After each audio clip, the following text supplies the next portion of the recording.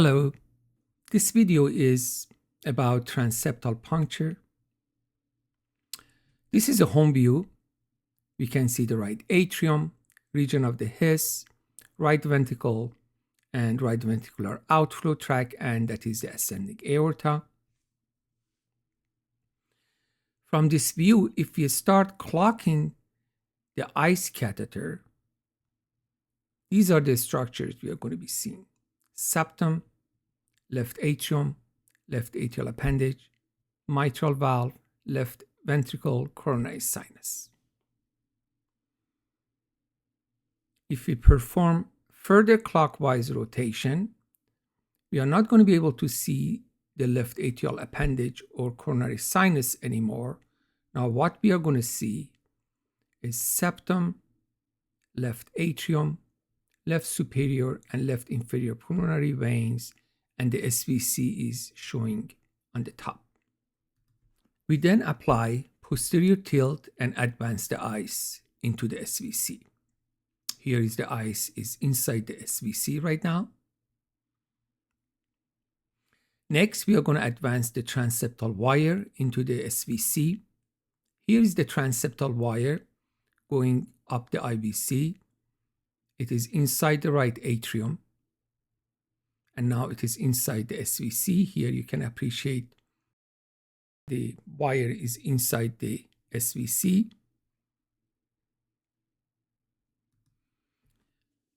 We will have to avoid pushing the wire inside the right atrial appendage. Sometimes this wire may go into the right atrial appendage and may cause perforation. As we can see it here, it is inside the right atrial appendage. Then we would like to steer it away from the right atrial appendage and advance it inside the SVC. We then advance transeptal sheath and dilator over the wire into the SVC. Here is the sheath and dilator over the wire. Going into the SVC. Here is the left atrium, that is the SVC, that is the wire. And here we just advance the sheath and dilator over that wire.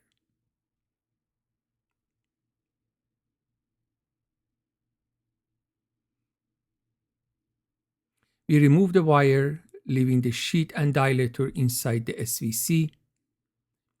Here is wire is being removed in the slow motion. That is the wire coming out. And we keep the sheath and dilator inside the SVC. With the patient with devices, we have to be very careful because that is the left atrium, that is the pulmonary artery, and this is the SVC. And actually, that is not the wire, that is the lead of a pacemaker. So we should not mistake it for a wire. And here, the wire is actually inside the liver. And if we mistakenly think that the wire is inside the SVC, we may perforate the liver. So here we have to be able to see all the time the entrance of the wire into the SVC. Here you can appreciate both the wire as well as the pacemaker lead.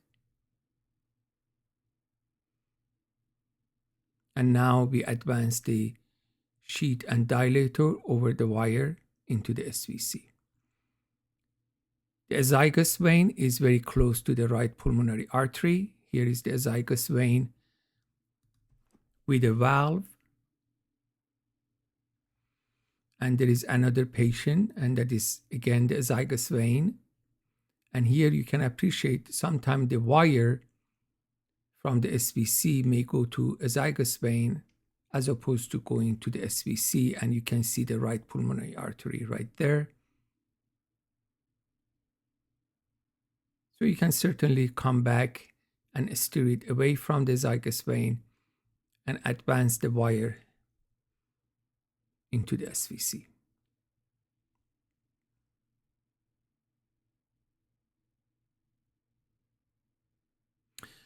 If the SVC cannot be visualized or wire cannot be advanced to the SVC, we're going to go with plan B. We first advance the transseptal wire into the right atrium. Here you can appreciate that's the IVC. That is the right atrium.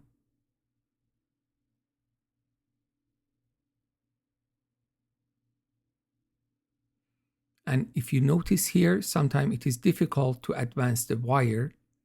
So wire is trying to go to the hepatic vein as opposed to going towards the right atrium. So as soon as we see the wire close to the right atrium or inside the right atrium, we park the ice there. Here is, you can appreciate we are advancing the wire into the right atrium. Keep it inside the right atrium. Here you can see the wire inside the right atrium. We're going to advance the transseptal sheath and dilator over the wire for about 8 inches, which is about 20 centimeters, so that the sheath and dilator would stay inside the mid IVC. That is the sheath and dilator being advanced over the wire into the mid IVC. We are going to remove the wire and dilator, keeping the sheath in IVC. So now sheath is inside the IVC. Then we are going to advance a catheter such as coronary sinus or ablation catheter into this transseptal sheath. As soon as this catheter exits the sheath, we would be able to see this catheter on our mapping system.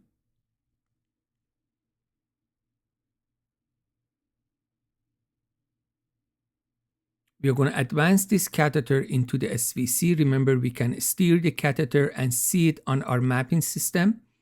We perhaps have already created the geometry. So we are going to see our catheter going towards the SVC. Now we are going to advance the transseptal sheath over this catheter until we see a distortion. This distortion is because of the impedance change. Now, as soon as the sheath goes over the catheter, we will see the distortion on that CS catheter. We are going to remove the catheter, leaving the sheath in SVC. Here is another example. Here is the sheath is inside the IVC, advancing the decopolar catheter into the SVC. We are now advancing the sheath over the decopolar catheter into the SVC and removing the decopolar catheter, keeping the sheath inside the SVC. Here is during the procedure, you can appreciate the deflection artifact and the distortion of the decopolar catheter. We then advance the wire and dilator into the transseptal sheath. As we advance, we make sure the tip of the wire remains outside of the dilator by about 4 to 5 inches. This would allow the protection of the dilator by the wire. So here we make sure that the tip of the wire has reached the tip of the dilator. Pull it back a little bit, advancing now the dilator inside the sheath. As soon as we do that, we just go and advance the wire further inside the dilator and hold them as a single unit. This is how it's going to look like. Here we advance the wire a little bit and then advance the dilator and the wire together as a single unit, so that when the dilator exits the sheath, the tip of it is protected by the wire. Again, here we can see first the wire comes out and the dilator follows. So this way we would be able to protect the tip of the dilator by wire as it exits the sheath. We are going to remove the wire, leaving the transseptal sheath and dilator inside the SVC. So wire is being withdrawn and sheath and dilator remains inside the SVC. We are going to show it during a procedure. You can appreciate As soon as we engage the dilator inside the sheet, the wire is being advanced inside the dilator. We are going to be holding it as a single unit.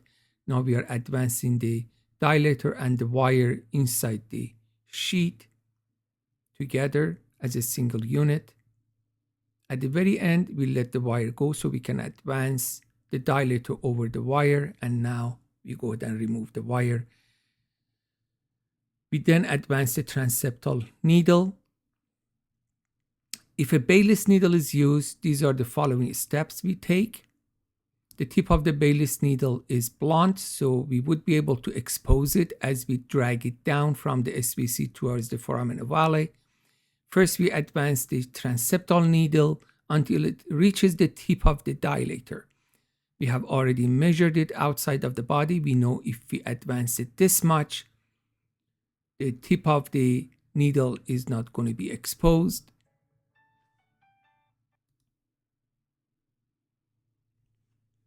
Now we are going to pull back the sheet and dilator to expose the Baylis needle, as opposed to advancing the needle inside the SVC to prevent perforation. So here we are holding the right hand steady and pulling back the left hand to unsheath the needle. Here the needle gets exposed, and as soon as it gets exposed, we would be able to see it on our mapping system. Here's the tip of the needle as we are dragging it down towards the foramen ovale. The needle is right now on the foramen ovale, and of course we are looking at it primarily with the intracardiac echo, and this is a supplementary view for us. If we use a BRK needle, we should not expose it as we are dragging it down from the SVC. Here, this is an ICE view of the same maneuver. We are coming down from the SVC towards the foramen ovale, do RF application and advance the needle inside the left atrium. Sheet and dilator goes over the needle and removing the dilator and the needle out. We would perform an anterior and inferior puncture in case we would like to perform a cryoballoon ablation. Here you can appreciate that we are dragging the assembly to the lower part of the septum, perform radiofrequency application, advance the sheet and dilator inside the left atrium, and you can appreciate sometimes left atrial appendage comes into the view, so we know that we have performed a little bit anterior part of the septum, as opposed to performing posterior puncture for radiofrequency ablation. Here you can appreciate the descending aorta and left superior and left inferior pulmonary veins. So where we do the transeptal puncture is at the same level that we see those veins. And you can appreciate that the sheet was inside the left atrium. Here, some examples of performing transeptal puncture using VersaCross. Here we are connecting the VersaCross wire to the dual mode cable. Then we are going to advance the wire into the SVC. This is a J-tip. Here you can appreciate the J-tip goes from the IVC towards the right atrium and ultimately towards the SVC. Another example, this is a J-curve VersaCross wire being advanced into the right atrium and ultimately into the SVC. Here we would be able to see it on our mapping system because we have connected it to the dual mode cable. Here's the wire going towards the SVC.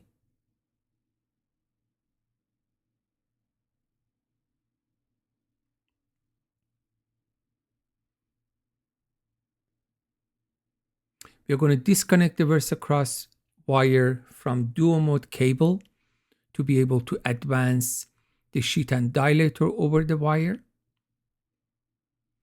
This is a sheet and dilator that comes with this wire. The dilator is braided and holds the shape. Here you can perform different curves. This is a CO curve. You can perform like a C1 curve. And remember, you're going to commit to this curve as you're advancing it up. So I recommend not to perform a sharp curve. Here is the CO curve. You're going to advance the VersaCross sheet and dilator over this wire into the SBC.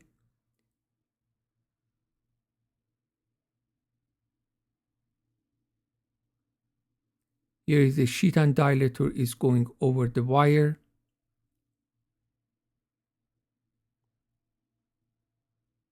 Inside the SBC.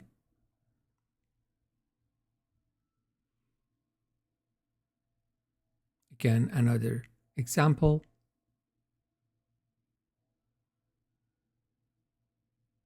We then go ahead and reconnect the VersaCross RF wire to a dual mode cable.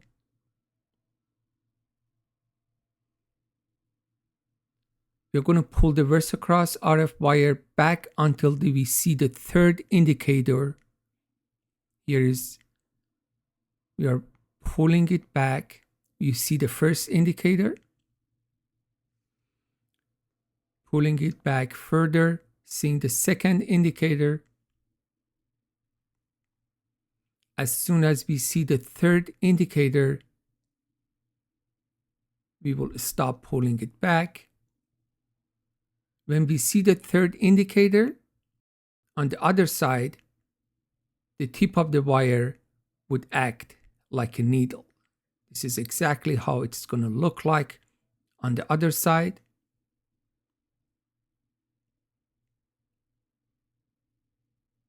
So here is the proximal and here is the distal side of the wire. And now we are going to go ahead and pull back the entire unit towards the fossa ovalis.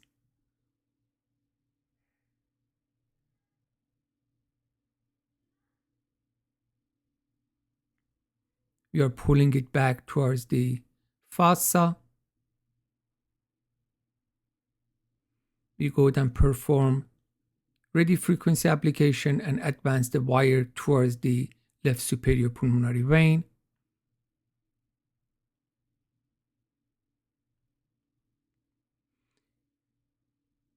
As soon as the wire gets into the left atrium, it gets the J curve, which makes it safe to advance. Then we are going to advance the sheet and dilator over the wire. And then we are going to be pulling back the dilator and the wire out, keeping the sheet inside the left atrium. Here is during the procedure. We are advancing the VersaCross RF wire into the SVC. We are going to do the advancement of the sheet and dilator over this VersaCross RF wire. Here you can appreciate that that is the dilator and the sheet. We are going to now pull back the wire. Here is the wire coming back until we see the third indicator. As soon as we see the third indicator, this wire is going to act like a needle. Remember, on the other side, we are just about to see the third indicator. That means that now the wire has acted like a needle. We are going to pull back the entire system as a single unit towards the fossa ovalis.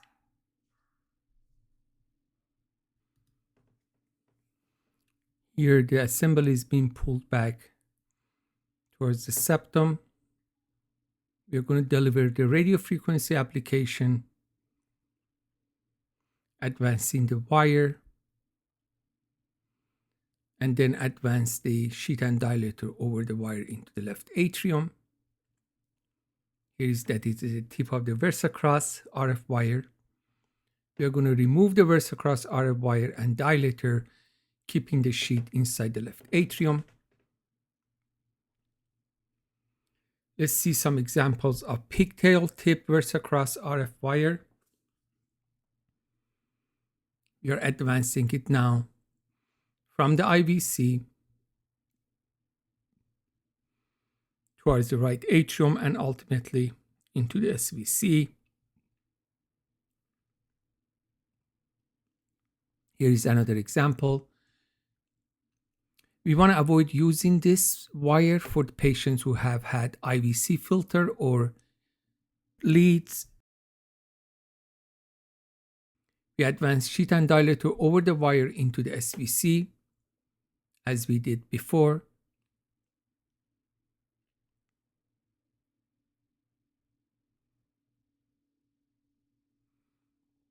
Now we are going to pull the VersaCross RF wire back until again we see the third indicator.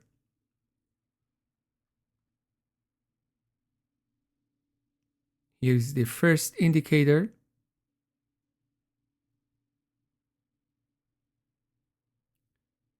Here's the second indicator. So as soon as we see the third indicator again, the tip of the wire on the other end has been acting like a needle now, such as this. So as soon as we expose the third indicator on the distal side, wire becomes like a needle.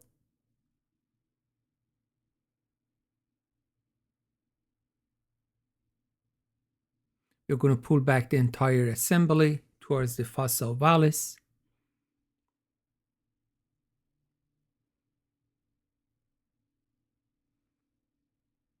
Here, in this example, we are pulling the wire back. Now we are pulling the entire assembly towards the fossa ovalis. We then perform RF application and advance this pigtail wire inside the left atrium. We do not need to advance it inside the left superior pulmonary vein. This has higher profile, and many times you would see it going inside the left atrium or towards the maybe left atrial appendage or posterior part of the left atrium, not necessarily inside the pulmonary veins. And we are going to advance the sheet and dilator over the wire again and pulling back the dilator and the wire out. Let's look at it close up. We advance the sheet and dilator over the wire inside the left atrium. Then we pull out the wire and the dilator.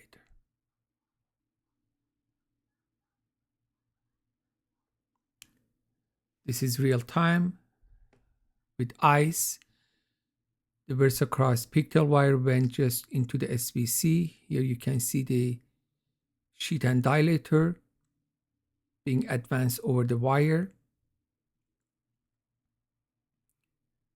That is the tip of the dilator. And now we are pulling back the pigtail wire until we see the third indicator, which means the tip of the wire would be acting like a needle.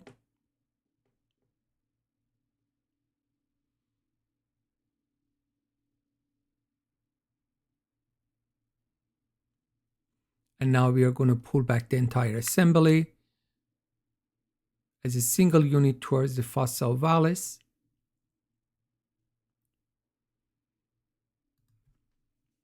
This is how it's going to look like on the mapping system. We can see the wire coming down towards the fossa ovalis.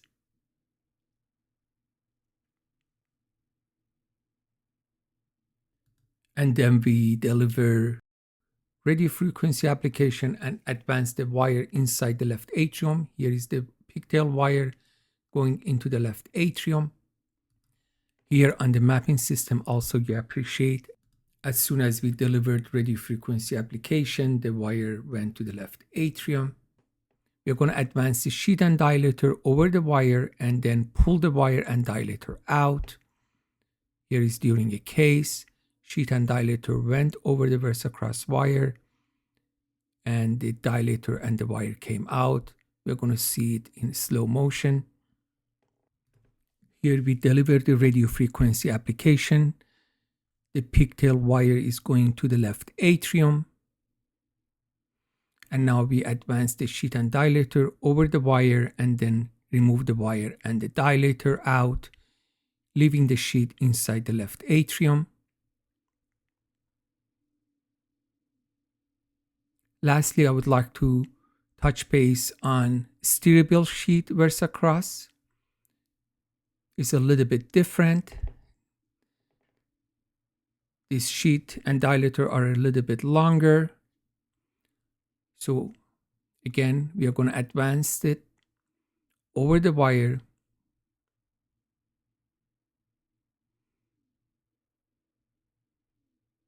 into the SBC.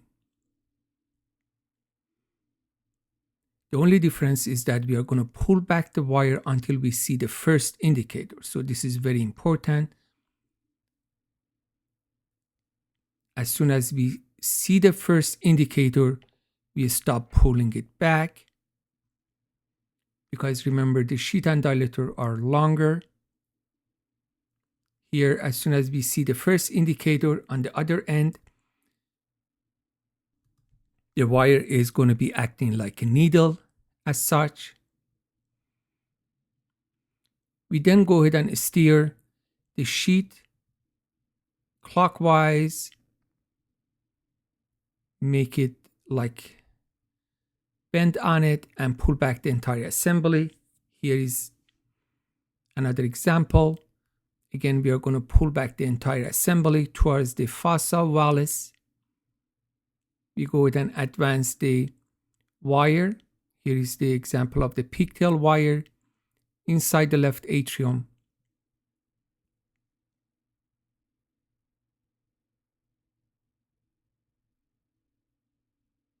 And then we go ahead and advance the sheet and dilator over the wire and then remove the dilator and the wire out.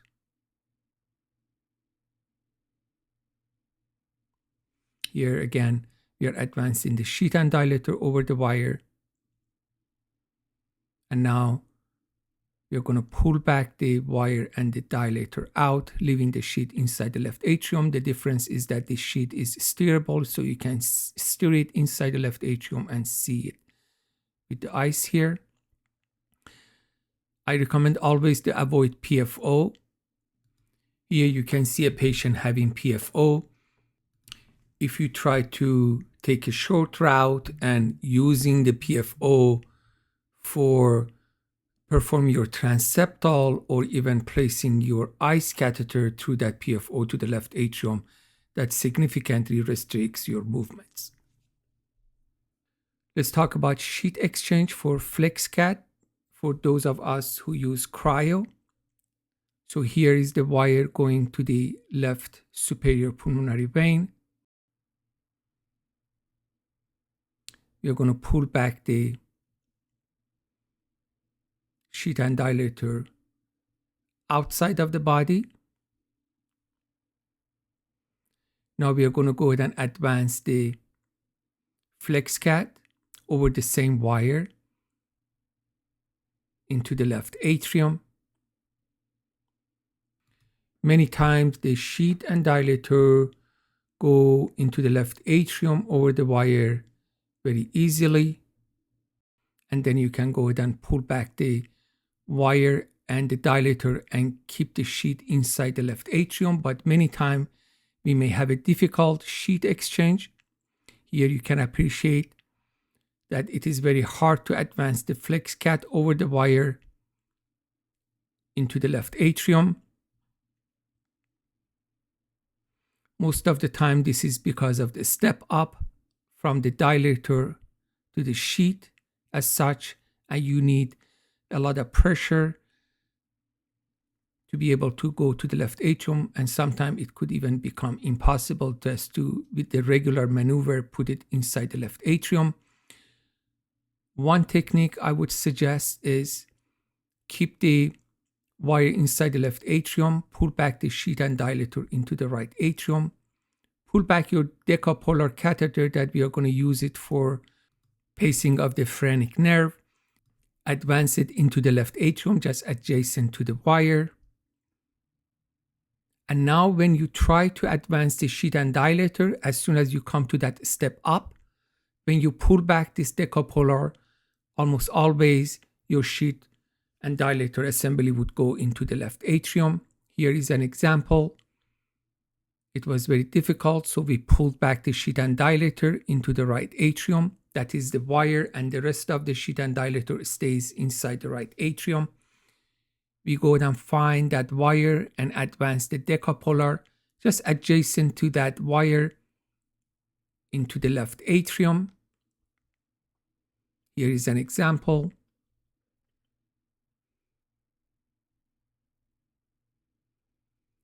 Now we are going to advance the sheet and dilator. As soon as we see that step up, we pull back the decopolar catheter, and almost always the sheet and dilator goes into the left atrium over the wire. This is another example. Again, you can appreciate the decopolar catheter, that is a color Doppler, and we can see that that's a wire and the decopolar catheter going to that very same orifice into the left atrium. Now we go and advance the sheet and dilator as we are pulling back the decopolar, and the sheet and dilator goes into the left atrium. Here is the sheet. And at the third example, here you can appreciate as we are pulling back the decopolar catheter, we were able to advance the sheet and dilator inside the left atrium. Let's talk about second transseptal puncture. Here you can appreciate my needle was actually going through the first transseptal, so I would prefer not to use that. For the first, I pull it back and try to make sure that I tend the septum and perform a second transseptal.